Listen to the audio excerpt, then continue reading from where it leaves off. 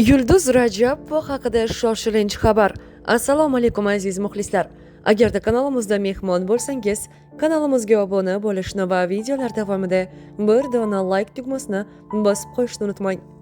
Farzandingiz uchun mustahkam va chiroyli mebel qidiryapsizmi? Kavalla bolalar mebellari.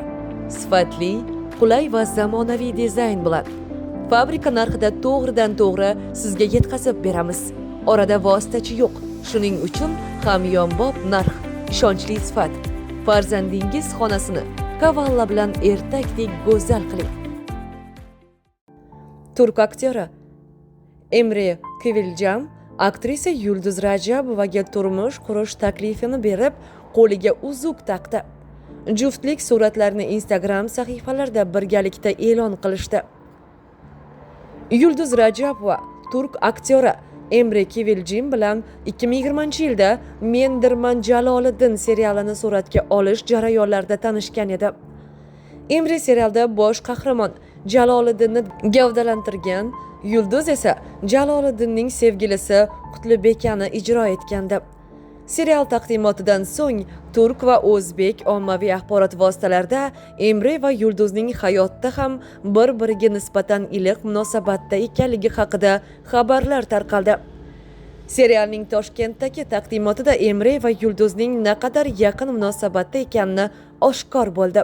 2021-yilda Emre Kıvılcım Instagram sahifasiga Yulduz Rajabova bilan tushgan suratini joylab, uni tug'ilgan kuni bilan tabrikladi hamda tug'ilgan kuning bilan sevgilim deb yozib qoldirdi.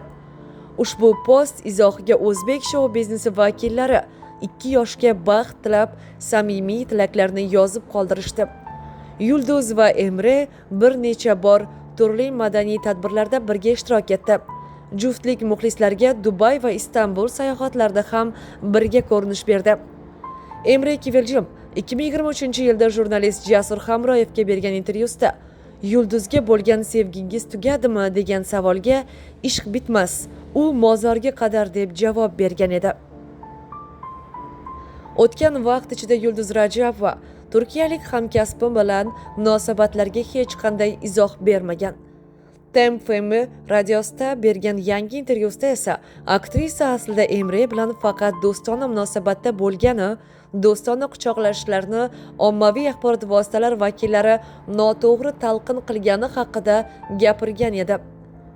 Emre Kıvılcım bilan hamkasb do'stona munosabatlarimizni ommaviy axborot vositalari vakillari muhabbatga yo'yishdi. Bizda jurnalistlar o'zlari ishongan narsa haqida gapirishni yaxshi ko'rishadi.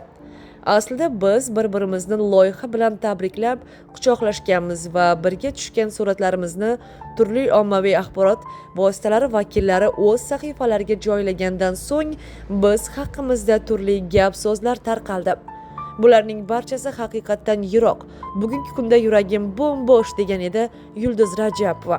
Shuncha gap-so'zlardan so'ng Emre Kıvılcım va Yulduz Rajabovaning bugungi qo'liga uzuk taqqan va unashtirilgan suratlarni Instagram sahifasiga birgalikda joylagani aslida bularning bari yolg'on emas, balki rost ekanidan dalolatdir.